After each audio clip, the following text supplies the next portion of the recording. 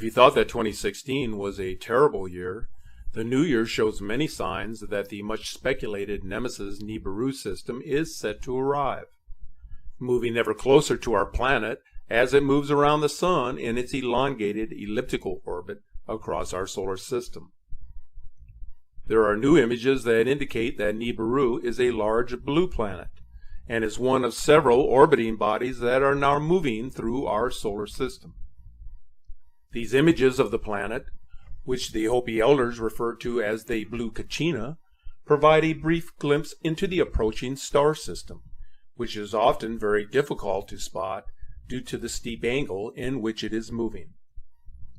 As it intertwines and approaches, it will come from the south, where its appearance will first be noticed. Thereafter, it will make an extreme loop to the north before coming back to the south as it makes its exit from our orbital path. The sense of its approach is overwhelming. The tremendous influx of seismic activity across the Ring of Fire, in such places as New Zealand, Chile, and Japan, is with great certainty associated with the approaching star system and its gravitational pull on the Earth. Earthquakes have increased with great intensity both in numbers and in magnitude.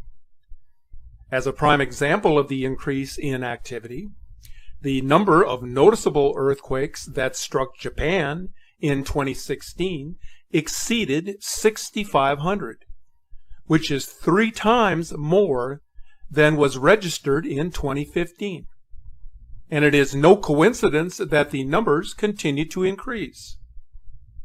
In December of 2016, the number of active or erupting volcanoes around the world had increased dramatically to over 50, and the numbers continued to be strong going into the first week of the new year. Storm systems are multiplying both in the intensity and the size. Check out this incredible footage captured on December 24th from Lake Titicaca in Bolivia. Onlookers were startled as they watched an approaching electromagnetic storm that quickly developed into a massive waterspout over the lake. Incredible footage captured on December 24th from Lake Titicaca in Bolivia. Onlookers were startled as they watched an approaching electromagnetic storm that quickly developed into a massive waterspout over the lake.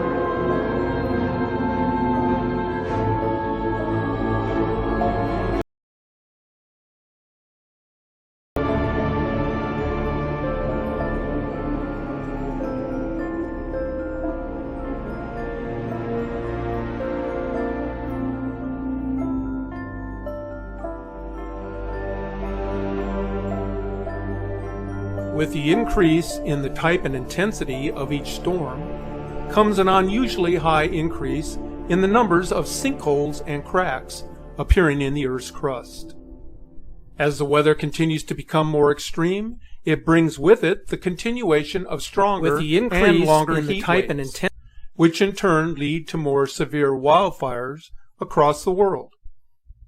Eventually, all of these factors will build to a point where life on Earth will become almost unbearable, reaching a point in which there can be no return to normalcy. We live in a culture where everyone wants the bottom line up front, regardless of the nature of the event. But in order to accurately evaluate and review the latest earthly events and how they relate to celestial observations, we first have to cipher through the thousands of text messages and social media comments that are often confusing, bewildering, or otherwise provide a false sense of reality.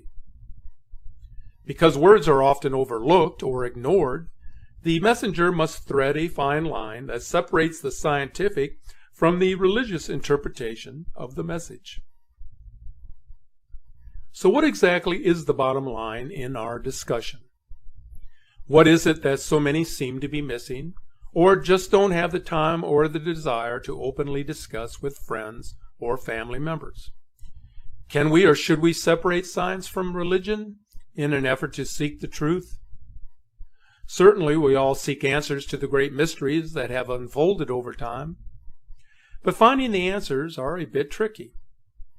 Yet in all of our confusion, there is a way forward that may provide a clear understanding of what I have been talking about. When we think of the apocalypse, many of us consider this as a time in which a sudden or great disaster will sweep across the earth. But if for a moment we were to interact science with religion, it is feasible that we could describe this event as the interaction of the Nibiru Nemesis system, which is comprised of 7 orbiting planets and moons, with the visible solar system comprised of 8 orbiting planets and our own sun. Is this what the book of Revelation gave reference to in its description of latter-day events? I suggest that you take the time to read this book, as it could and probably does explain the end times in great detail.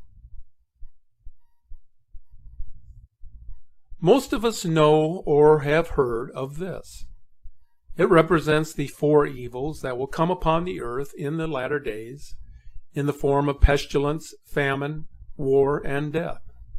All very real events that have in one form or another plagued the earth for generations. What if the 4 horsemen actually represent the 4 main bodies in the Planet X system? The tribulation starts shortly after those bodies align in orbit on the 4 sides of the earth. They are stars that we will be able to see after the sign in heaven is given, which would be the approach of the comet, a great event that would shake the earth. So now I ask, is the picture beginning to come into focus? The governments of the world try to suppress the truth about these celestial events by making it look as if a great war had begun between nations. But the truth will eventually be known, which has nothing to do with a world war. If an event of such magnitude were to occur, humanity would be inclined to seek shelter in any place that would guarantee their survival, until which time they can emerge from their hiding places and begin anew. Yes, this is all spoken of within the book of Revelation. Its meaning is understood by those who follow its teachings. But it may all sound like conjecture to those who do not believe in the interaction of science and religion. But if you put all of what I just said into perspective, it could help you in your quest for truth. Maybe it will provide a clear picture of what is happening and why it is happening. So here is the bottom line when it comes to gathering all of the information that is at our disposal about the great events now transpiring on Earth and what it means for each of us. The end times, as mentioned in prophecy, in the book of Revelations, and in the spoken word, is not the end of planet Earth or the end of all civilization. It is only the end of the world as we know it. In other words, it is out with the old and in with the new. It is the blending of the science of religion with the science of the universe. A time of reawakening with one's spiritual self. As with everything in life, there is a beginning and there is an end. But it is and will continue to be a matter of individual interpretation, until which time all things will become clearer and more understood.